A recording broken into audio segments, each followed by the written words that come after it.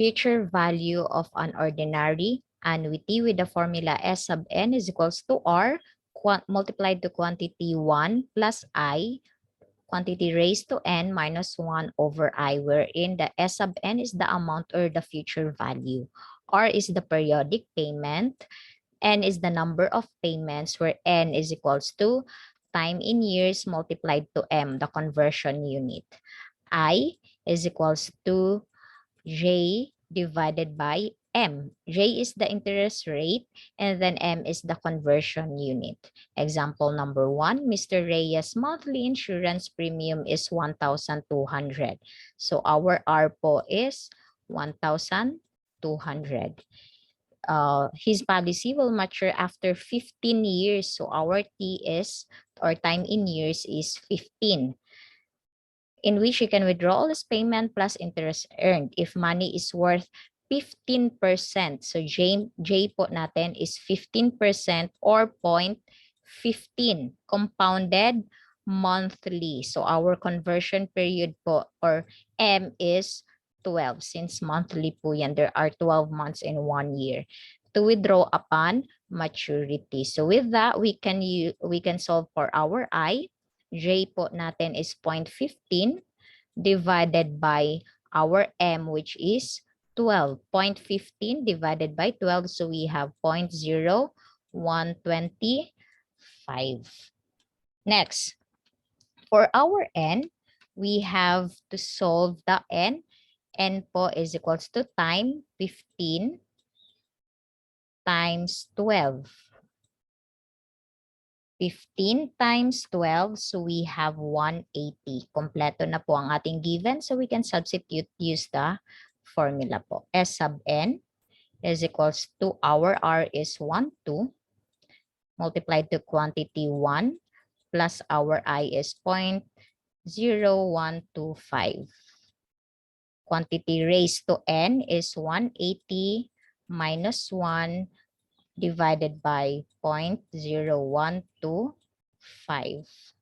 Simplify first yung nasa parenthesis, which is C, 1 plus 0.0125. So we have 1.0125 quantity raised to 180 minus 1 divided by 0.0125.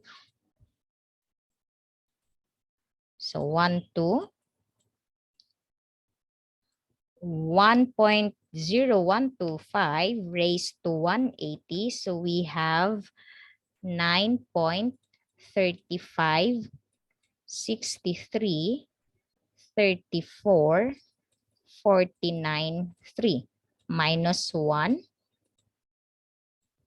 divided by 0.0125. 1,200, 9.356, 33, 44, 93 minus 1. So we have 8.356, 33, 44, 93 divided by 0.0125. So divided by 0.0125, so we can have, continue po natin dito. So 1, 2 multiplied to 668.506, is it point yan? 7594. Okay, multiply to 1, 2, so we have 800. So the final answer po is 802,208.11. So our future value of Mr. Reyes paying 1 to every month for 15 years is 802,208.11. Example number 2, Mr. and Mrs. Mariano invested 20,000. So our R po is 20,000. At the end of 5 years, so our T is 5. Then account pays interest. So our J is 10% or 0.10 compounded annually, meaning our M is 1. So let us solve for our I, J 0.10 divided by 1 or our conversion unit. So we have 0.10 and then our N time in years is 5 multiplied to M which is 1. The answer is 5. In that, we can substitute na po. S sub N is equals to 20,000 multiplied to quantity 1 plus our I is 0.10. Quantity raised to 5 minus 1 over 0.10 is equals to 20,000. 1 plus 0.10, so we have 1.10 raised to 5 minus 1 over 0.10 is equals to 20,000. 1.10 raised to 5, so we have 1.61051 minus 1 divided by 0.10. 20,000. Simplify po natin. 1.610, 51 minus 1. So we have 0.61051 divided by 0.10. Okay po. Then divide 0.10. So we have 6,000 ay 6.10. So 20,000 multiplied po natin. The answer for this 1.61051 divided by 0.10. So we have 6.1051 times 20,000.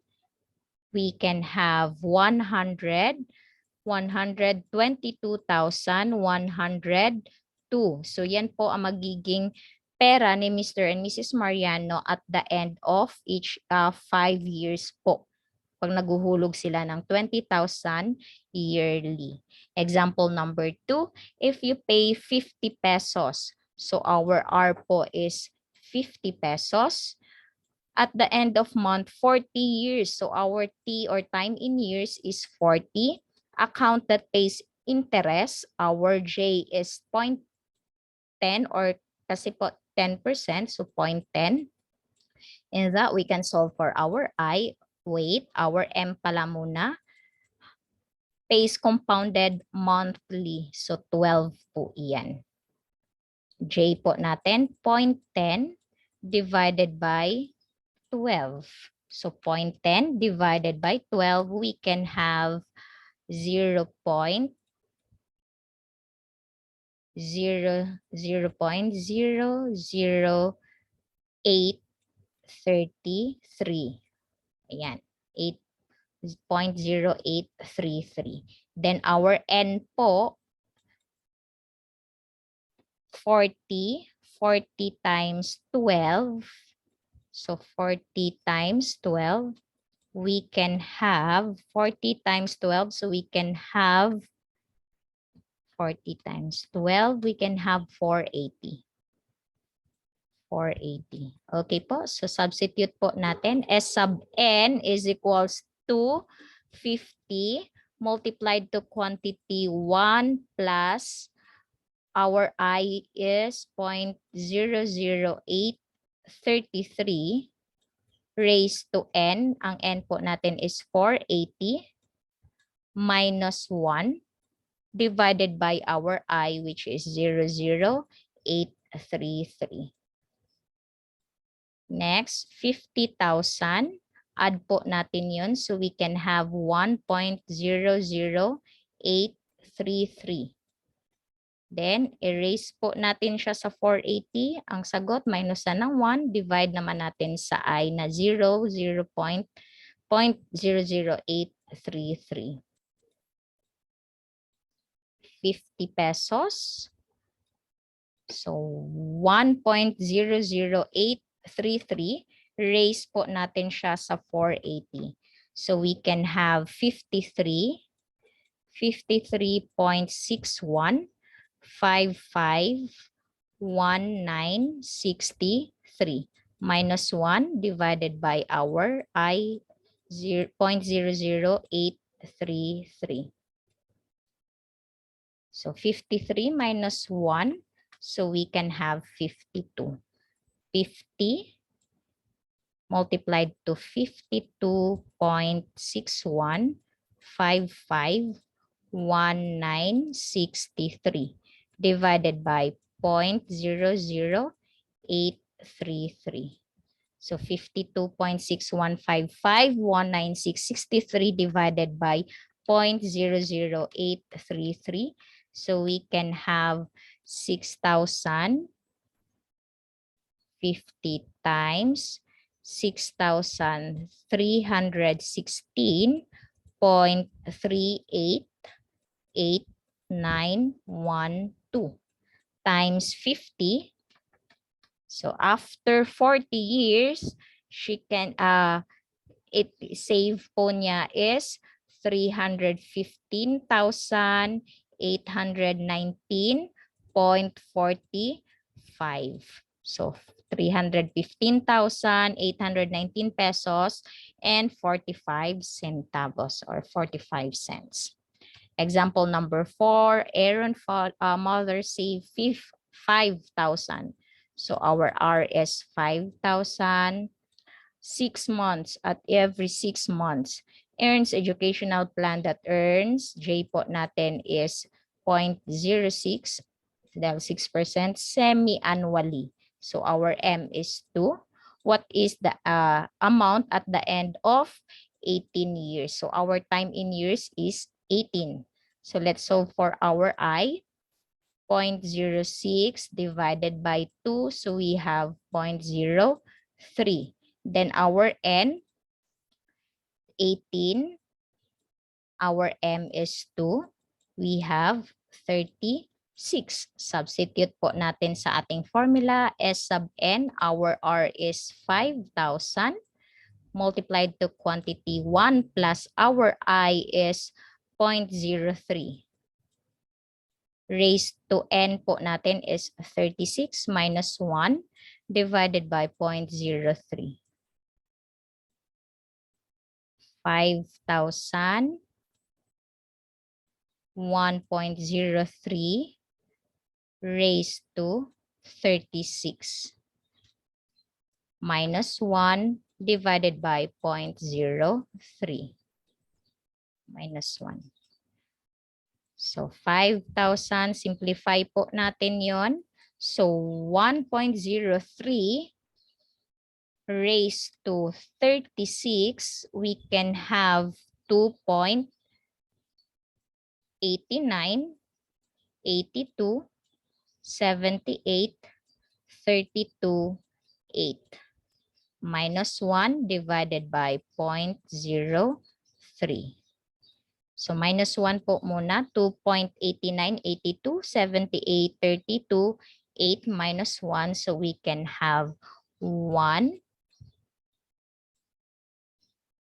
1.89, 82, 78, 32, 8 divided by 0.03.